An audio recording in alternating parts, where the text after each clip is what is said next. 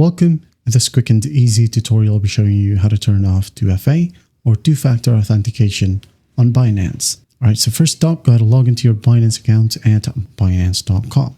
Now, once you're in here, just go to go to the top right and click on your profile or your profile icon.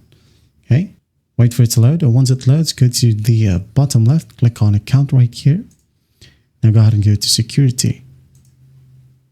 And once that's done, you'll be able to see two-factor authentication or 2FA right here, and also the authenticators. Okay, basically, or most of the time, you want to turn off the authenticator app. So to do that, just go ahead and click on manage right here. Wait for it to open, and then once done, you can edit this one if you want to. Okay, change the authenticator, or just basically click on delete.